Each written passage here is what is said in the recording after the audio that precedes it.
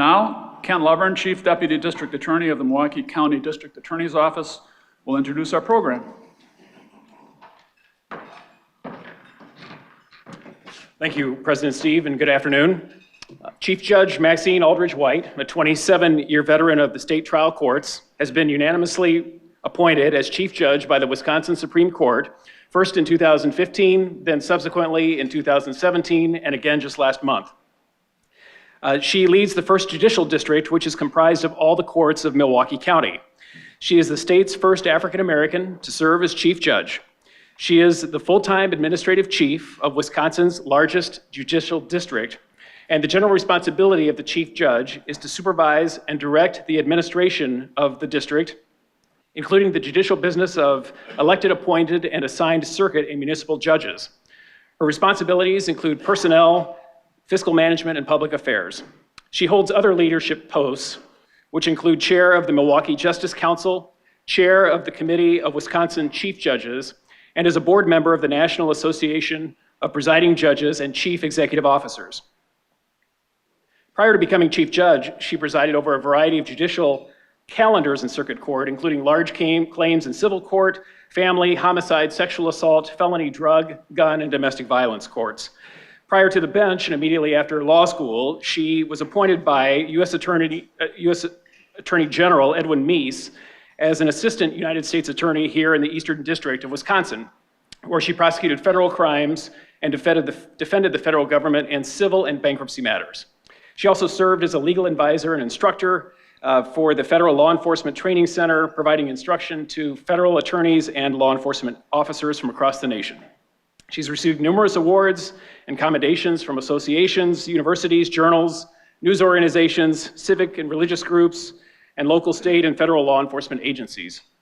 In 2002, the Wisconsin Association of African American Lawyers in 2002, she became the first woman to receive the Wisconsin State Bar Judge of the Year Award.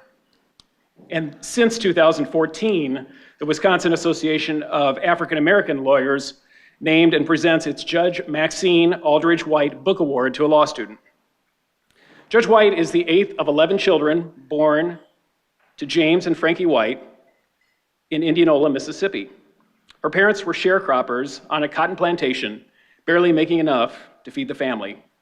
She experienced firsthand the effects of the Jim Crow's laws and attitudes, where Black citizens were denied the right to vote, to attend white schools, to get sick in white hospitals, and to be buried in white cemeteries. Although her parents only had a grade school education, Judge White credits them, her siblings, and mentors with paving her way from the backwoods of Mississippi to the Wisconsin bench.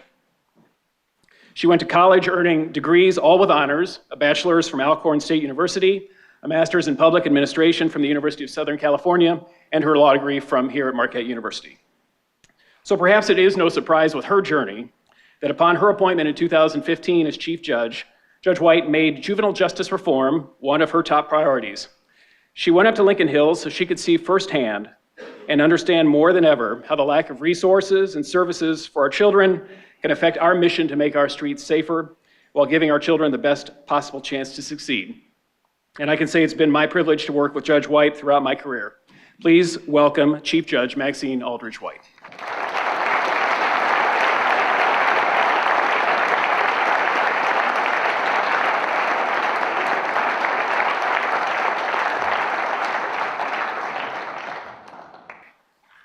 Thank you, Chief Deputy Kent Lovern, for your consideration and support and your kind comments here today.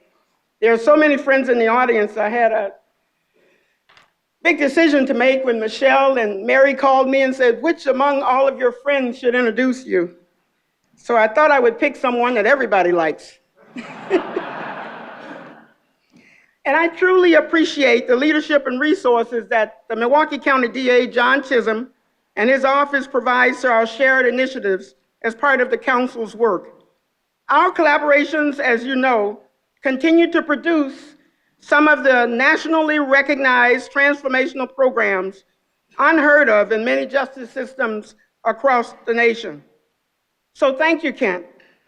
Joining me here today are state court leaders, and their names have been called already, my deputies, my right and left arm, my everything, Deputy Chief Judges Donald and Trajano, and the District Court Administrator Holly Zablewski.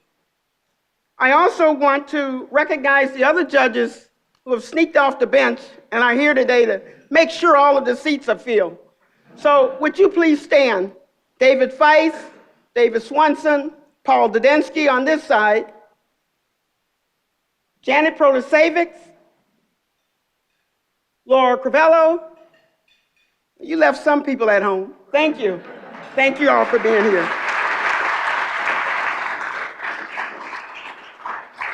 Now, no good chief judge leaves home without backup. And I brought the people who are responsible for helping us get this right. That is Director Mary Jo Myers, Deputy Director David Muhammad, and Administrator Mark Mertens.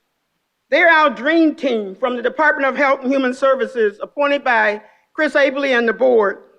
They're spearheading our youth justice reform initiative for us, and we really appreciate that. And I want to thank the Rotary for allowing us to speak today. Mary gave me a do-over. I was invited last year and I was unable to make it, and she reached out to me at the right time in the right place on the right subject, because we need to have the right people like you hear what we're up to and understand why we're about to approach this matter as we're going to as we go forward. The way forward, we think, for juvenile justice in the nation and in Wisconsin is to build a new model for youth justice, much different than the one that we've enjoyed in pain over the last couple of decades. As Kent said, upon my appointment as chief in 2015, I was greatly troubled and horrified by the acceleration of decade-old problems at Lincoln Hills and Copper Lake. Allegations of mistreatment, neglect of youth were growing by leaps and bounds. The Wisconsin Department of Justice and the federal government had launched criminal investigations. The Department of Corrections had changed its top leadership, ordered internal reviews, and instituted changes at Lincoln Hills and Copper Lake. What I saw and felt during a visit there, and I was driven there by County Exec Abley and his team, can be summed up as I did then in one word: inhumane. Inhumane. I will never forget the faces staring through the seam holes of small children looking outward and onward, some of them obviously mentally ill in little cages.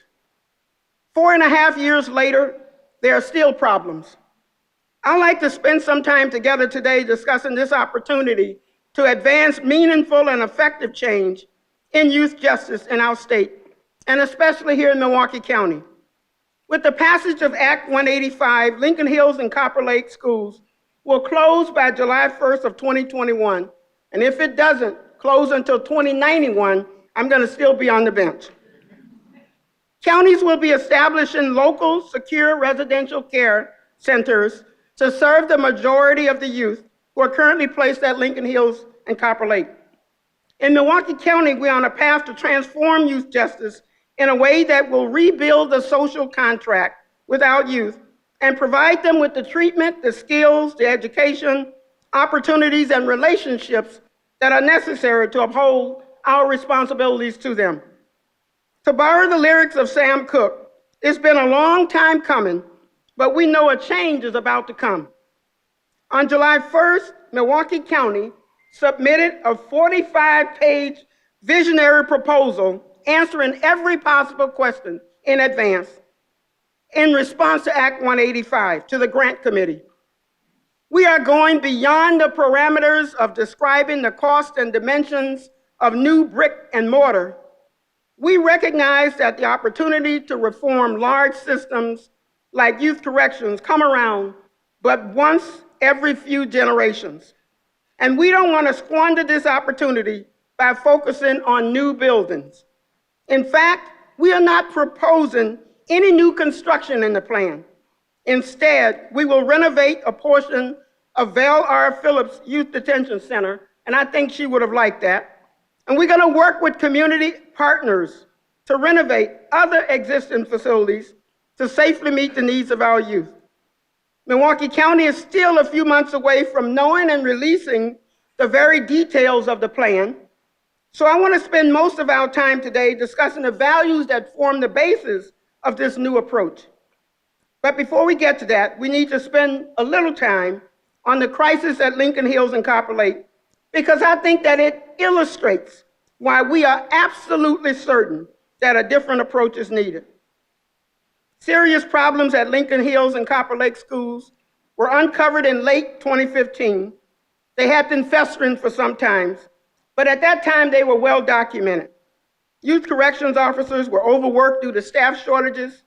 Young people were not receiving adequate time in education or treatment programming. The behavioral programming was and is inadequate and mostly ineffective. The most egregious concerns involved the physical treatment of youth, the use of pepper spray and punitive isolation. Solitary confinement of the type that I witnessed was common practice. There was a belief within the leadership at DOC's Division of Juvenile Corrections that using pepper spray was the preferred method of controlling young people.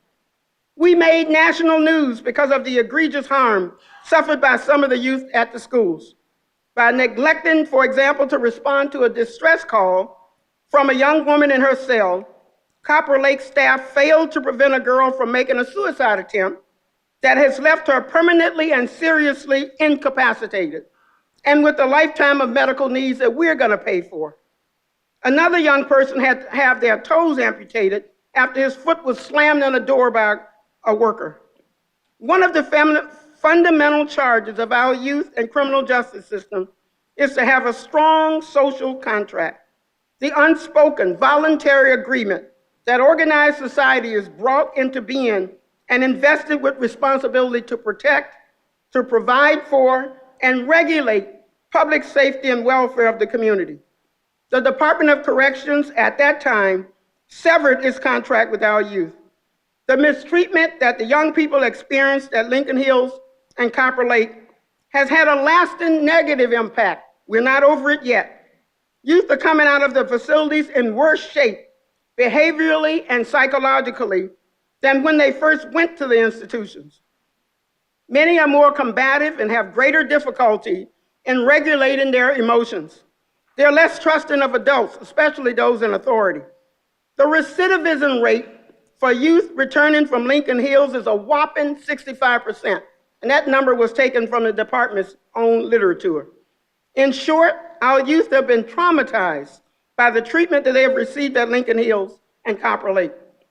In spite of a current court injunction, pepper spraying is still occurring at Lincoln Hills and Copper Lake, and not only as a means to prevent imminent harm, but as a way to simply get compliance. Last month, a young person was refusing to go to his room at bedtime. He was threatened with pepper spray by a youth corrections officer, then eventually sprayed in order to get him to comply. Think of the message that was sent to this young person and others who witnessed this, that might makes right, that the only way to solve even small disputes is through force, that brandishing and using a weapon like pepper spray is an acceptable method for getting what you want. This is not the message we want to send to any young person, much less one who may be in a correctional facility under our control. This is an example of how the culture of corrections contributes to the severing of the social contract. Our large, remote youth prison system has failed us in Wisconsin, and guess what? It has failed in 30 other states, and they are taking action on it. This is still a crisis, and Milwaukee County has used this crisis at Lincoln Hills and Copper Lake to accelerate our efforts to build a better youth system. Those efforts have begun with the crafting of a future built on shared values. Those values include seeking and promoting equity, fairness, and inclusion as vital elements of justice, a belief in the potential of our young people, investing in their growth, recognizing the importance in providing meaningful opportunities for all young people, even when they have done harm, supporting families and communities in caring for their own. Over the past 20 years, researchers and neuroscientists have made remarkable discoveries that have enhanced our understanding of the adolescent brain and its development. We now have scientific evidence that supports what those of us who have raised teenagers already knew intuitively, that the process of psychosocial maturity progresses much more slowly than intellectual maturity. Approximately 45% of the 18-year-olds will score at the mean for adult intellectual ability. Only 25% of them will score at the mean level of adult psychosocial maturity. The average youth will not reach average psychosocial maturity until age 25. It's been demonstrated that the area of the brain that controls impulses and allows for the weighing of consequences measures and matures at a much slower pace than the regions of the brain that control reward-seeking and risk-taking. As a result, youth are more prone to risk-taking behavior, are more susceptible to the influences of their peers, are less able to regulate their emotions, and have more difficulty in weighing the consequences than their actions than adults. Increasingly, these new insights are being applied to the delivery of effective youth justice programs around the country, replacing the false narrative espoused in the 90s that criminalized and vilified youth. You know, on the question of how to treat children in the justice system is not just something we deal with in state courts. The highest court in the land, the U.S. Supreme Court, has consistently held and reaffirmed in a number of cases that children are entitled to many of the same due process rights as adults. With that understood, the court has also consistently held that from a developmental standpoint, young people are different from adults, which greatly impacts how courts should treat them in a whole host of areas: waiver of rights, culpability, and punishment. Recognizing the fact that young people have reduced culpability and great potential for change, there are major U.S. Supreme Court cases decided largely on the basis of the science of adolescent brain development. So between 2005 and 2016, the U.S. Supreme Court made decisions considering evidence along the avenues of science. I never thought I would live to see any court giving that much weight to science. But two of the cases were 5-4 votes, and a number of the cases also applied retroactively, not just for the state that was bringing the case or defending the case. For example, in the case of, I think it's the case of Montgomery versus Louisiana, which dealt with a juvenile who had been accused of and convicted of murdering another juvenile. The decision in that case said that the orders in a former case from 2012 were to be applied retroactively. This decision of the U.S. Supreme Court potentially affects up to 2,300 cases nationwide, and Montgomery was decided in 2016. This series of U.S. Supreme Court cases since 2005 has mitigated the harshness and sentencing of juveniles and persons who committed crimes as juveniles, and it is based substantially on scientific evidence showing that juvenile brains are not equivalent to those of adults. Believing in the potential of our youth and supporting their growth should not excuse the delinquent conduct of them or absolve them from accountability. It should inform us, however, on how to assure accountability in a way that is measured and thoughtfully applied, taking into account their developmental needs. We must teach them the skills to navigate the world effectively. And we have such a program that we are embracing here in Milwaukee. It is known as the Bakari program, and I'll talk about that in a moment. But cognitive behavioral programs aimed at assisting young people in acquiring necessary skills in problem solving, emotional regulation, pro-social thinking, and healthy social interaction have been proven to be most effective in this regard. Most recently, the Division of Youth and Family Services opened Bakari Center, a residential treatment center using the model that's known as integrated treatment model. It's an internationally recognized cognitive behavioral model that is producing promising results. We must assure that every effort is made to promote equity and fairness throughout our youth justice system. Here in Milwaukee, Black and brown young people are 12 times more likely than white youth to end up in youth corrections. Milwaukee's plan will build on the current efforts in applying a more objective standard that will reduce racial disparities. We're going to use credible messengers, wraparound services, multi-systemic therapy, family support, vocational programming, and other services will be expanded to reduce the overall need for secure placement. The failings of Lincoln Hills and Copper Lake should also serve as a lesson in the importance of our communities.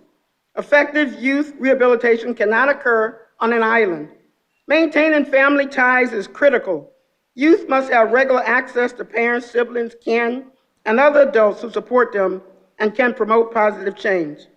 This engagement must occur throughout the rehabilitation process, and furthermore, we must assist family members to get the support and skills that they need in order to be effective support for their youth. This is nearly impossible when young people are placed hundreds of miles from their homes.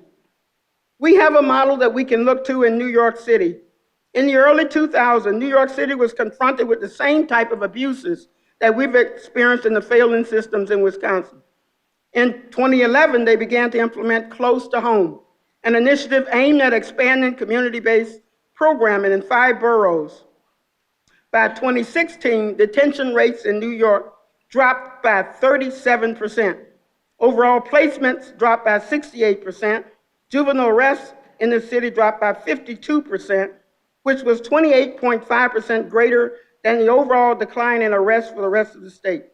Milwaukee County has been using New York City as an example of an effective, transformative local model of youth justice, and we are hoping to produce similar results.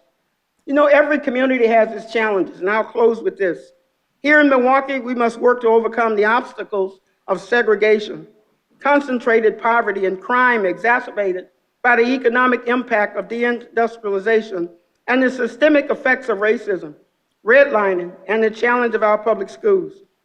The alignment by the leaders in county government, and I want to thank the board and the county executive for addressing these issues, declaring racism as a health crisis, and examining practices and underlying policies that contribute to these systemic problems is encouraging that they're taking this on. These issues have a profound effect on our youth, and unless we find and implement new approaches, even the most informed and well-functioning justice system can only go so far in addressing the underlying causes of trauma, racial disparity, poverty, and despair. No one can make this heavy lift alone, and we must call on everyone to be informed and help. To that end, I call on all of you who can to divest from the old narratives about our young people. Invest instead, as people did in me, in honest and disciplined inquiry. That's where the truth is. Invest in them. Believe in them and be someone they can believe in. Help us to help them build durable wings and to fly as high as those wings will take them. Thank you.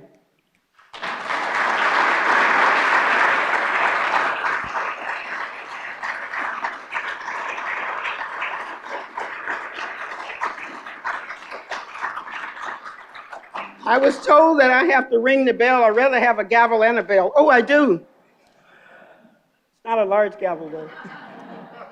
I want to thank the Rotary again for giving us this opportunity to present, and it gives us a chance to test this on some of the greatest minds that we have in the nation, and certainly in our state.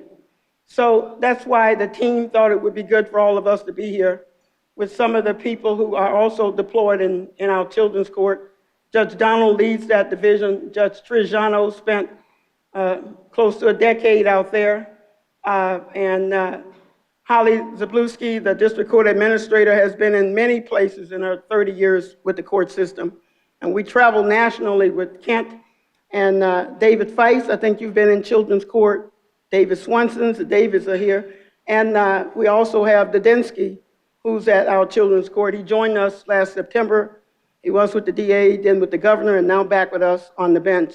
And so if you have questions that I can't answer, I have people. So I think I saw a hand. Yes, sir. Chief Judge Maxine White,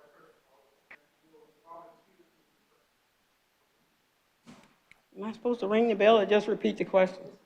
Is there a labor capacity to support the new approach that we're taking? I wish I had the whole entire legislative body before us, so I'm going to pretend that you're it.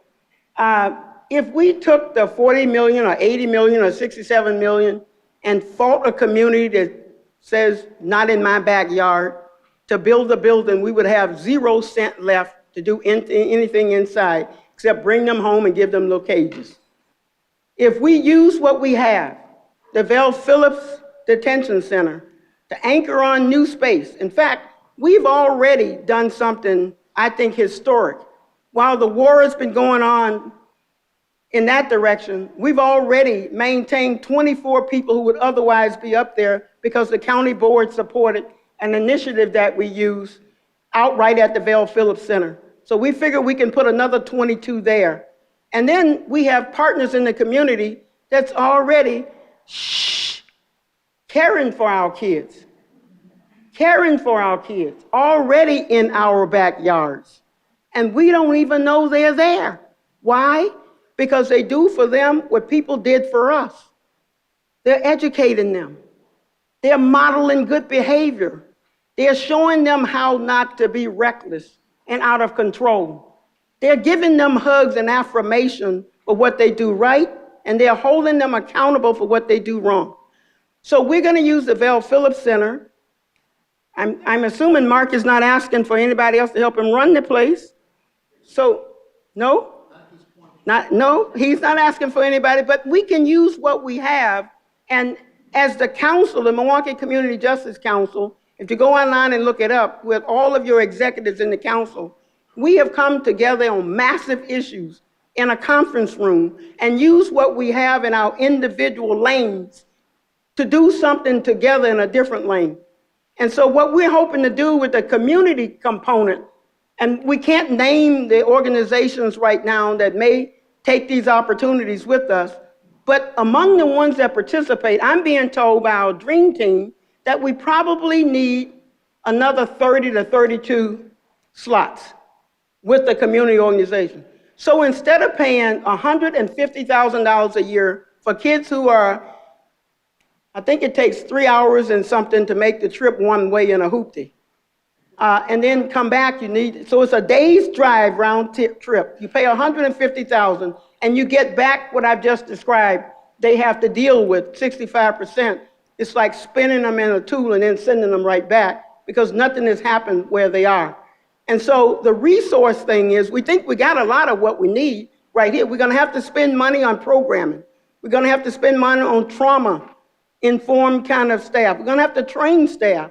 If we want the people in Milwaukee County to get the jobs, they got to go to school. They got to be social workers. They can't cut corners. They have to have skills. They have to have the classification. They have to have state licenses. Am I right? So we're going to be looking deep around for resources in Milwaukee County. Probably people you deploy in all of the kinds of disciplines, management, development of different kinds of things, and using a continuum of care that can be met. Marquette, the medical college, Freighted, I don't know who's in the partnership, but met by a lot of resources already. And we can distribute those assets then, instead of in bricks and mortar, to the organizations and to the implementation through institutional archives that we already have to strengthen them, and everybody wins. So you take the money, you spend it on what you got, and you manage less than 100 kids, and you're not spending 145 times. I think at one point, before we took the other crowd, it was about 150 kids. Now it's like 54 kids. The county pays a huge bill for that ride, and we don't get very much in return. I mean, if you had 65% failure rates in your organization, you would not be here today eating lunch. Not the lunch I wish I had more time to eat. I'm telling you, it's a foolish thing, and that's why 30 states in the union have already, I mean, think of it. When I grew up, I wouldn't go through Texas. They've closed down most of their juvenile facilities. Texas, they don't work. What they do is they work against the system. The people that work there also complained to me. They didn't get sleep. They worked 16 and 18-hour shifts. They were tired. Kids were not treated for mental problems and other things, so they acted out against the staff, and the staff then had to act out to defend themselves. It just doesn't work. There was another hand. Yes, ma'am.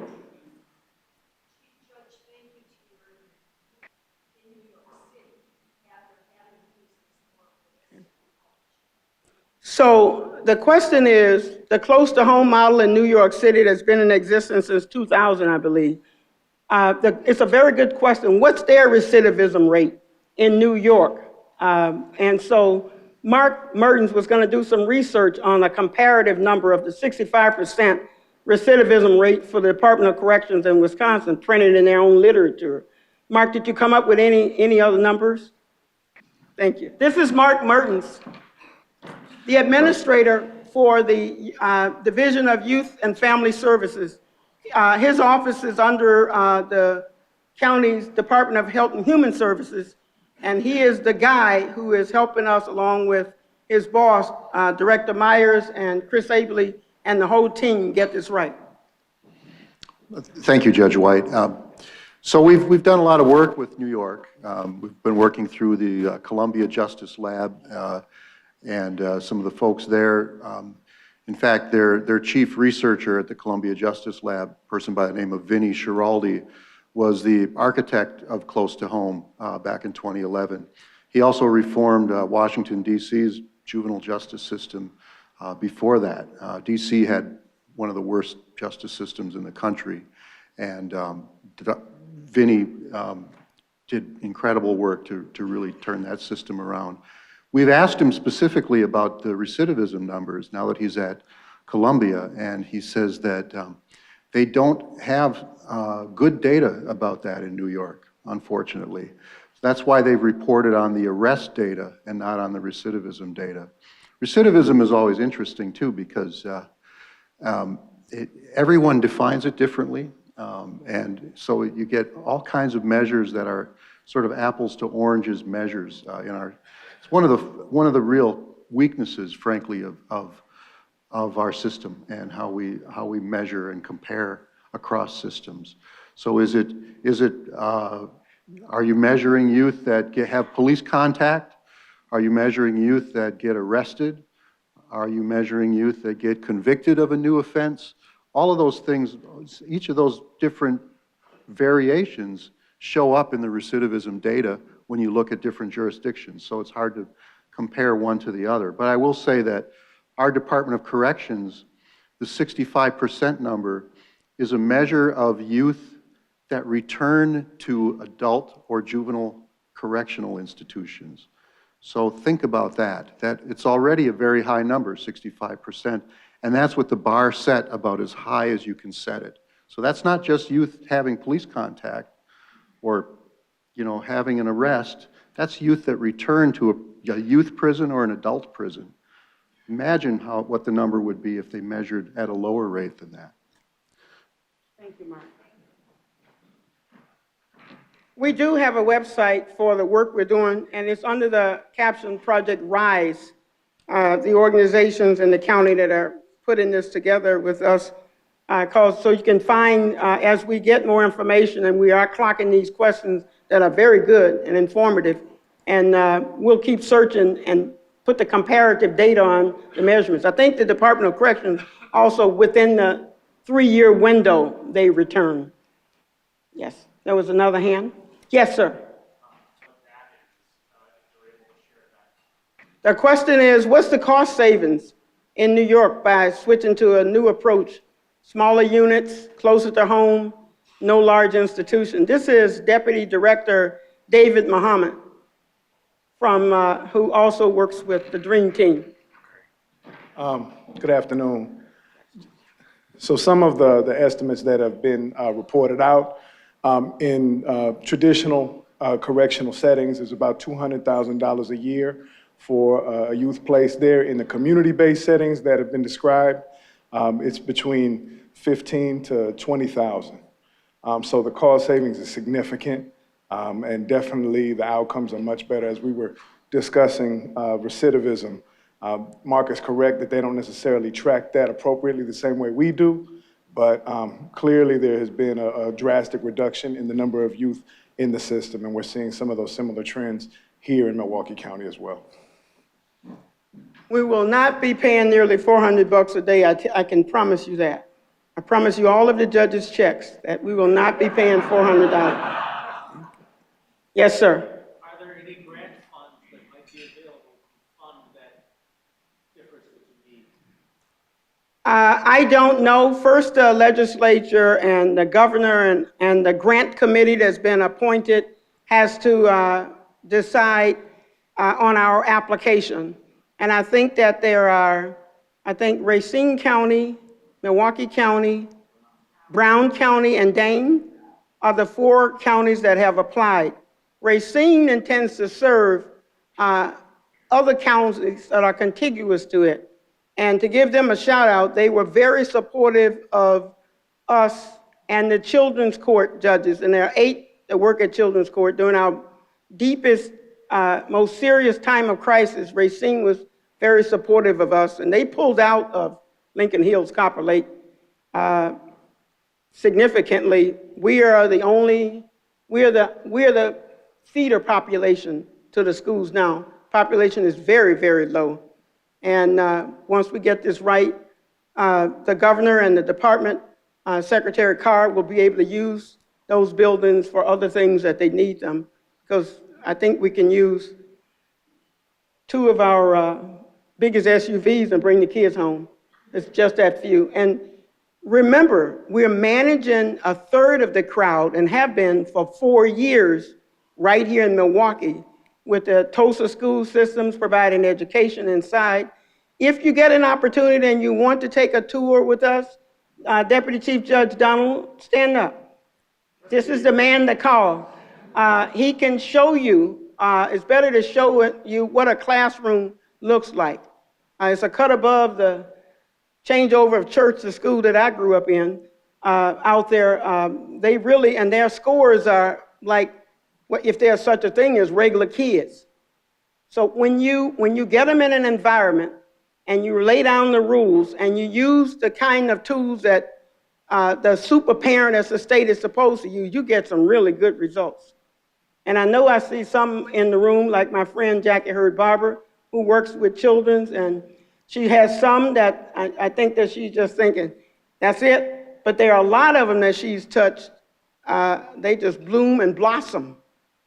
And will be sitting in this a room like this one day, thinking about other initiatives and things. So when we touch them in the right way, with the right tools, with the right professionals interacting with us, rather than silos and just hoping for a change, by just keeping them still, that's not going to work.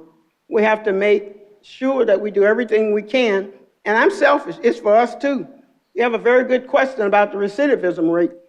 You know, what's the comparison to 65%? Is that really bad, or is it right where everybody else is? We want to be safe. I mean, this council that works collaboratively together is public safety and community engagement. We have a responsibility to the children, but we have a responsibility to ourselves in that social contract, to be able to have fun, to enjoy the arts, feel like we can walk down our streets whenever we want to, and ride our bikes in that new scooter thing. That I know that the lawyers are happy about, because you're going to ride them and the lawyers are going to hear from you. That's what some other guy said in a meeting. I don't know if that's appropriate language here, but the scooters, I think, are fabulous. Are there other questions? Mr. Lanier, I can't believe you don't have a question. Yes, ma'am. The question that I have is... Well, I grew up in one, much like that. I hate to tell you, I hate to bring in the personal stuff, but because good people remain quiet and go about with their business and try and hope that by closing our eyes and putting on our blinders that it'll get better. I've been told by people who've been on the bench that 2015 was just a spiraling out of control demarcation in the sand. But ever since we closed the place that was near here, I think at the time, Ethan Allen had, with the other combined, over 500 to 600 kids. So, you know, what's happening to the numbers? You know, where are they? Did all of them age out, and the kids we have now, just only a few have these challenges and problems. So 500 was sent up there, and now we're down to less than 100. I think that what happened is, and there's no data to support this, but when I became chief judge, it seems like most of the kids there were from Milwaukee County, which can lead a sane person to conclude that perhaps other counties had decided to use other measures earlier. Judge Trujillo, you have any other take on, and it's a matter of the administrations too, because when the young lady, and sometimes things are born out of tragedy, like the lawsuit that's brought, and you have a federal oversight of some part of state government. Lawsuits are brought, and then we act better for 10 or 20 or 15 years. And so the administration's changing. There's a document that we had where immediately in 2015, they appointed a new administrator. They appointed a new superintendent.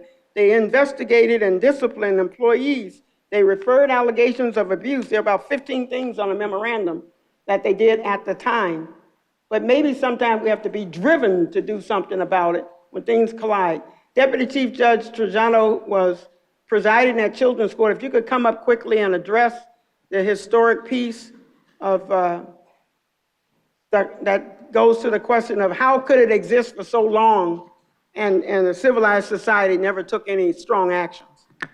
Yeah, so I first started at Children's Court in 2004, and I can tell you from that point, we worked collaboratively with a lot of community players to try to reduce the number of kids that were in Lincoln Hills and Copper Lake. One such program that I think worked really, really well was Wraparound, which Mary Jo Myers ran when she was in her prior job, which is working with at-risk kids around mental health and other concerns. And we started getting the number down. We never took our eye off the prize, which was trying to get our kids into the community as opposed to sending them up to Lincoln Hills and Copper Lake. Part of the reason we went from 500 to what we have now is because there's a ton of people who really worked very hard, including the judges there, to try to try to do a paradigm shift in how we dealt with our kids and tried to keep them closer to home. When Chief Judge Maxine White came on board, she made it a priority. We even reduced it further because we were paying very close attention. One of the reasons they had to close Ethan Allen because we weren't sending kids there anymore. We had alternatives. We understood that a lot of their issues were based in trauma. We were working not just for kids, but for families, and working with the families themselves to make them stronger. So I think we were doing that. Some of the abuses came to light, and then we even collaborated more and attacked it from where it needed to be attacked from. Thank you very much for your questions. I want to give credit for the photo. Jim Sater and his wife of the Jewish Community Center took photos, about 34 of us. When I opened this one, when he brought it to my office, he hand-delivered it, I thought I saw my mother.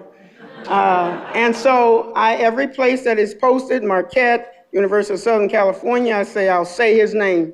So thank you all very much for your hospitality today.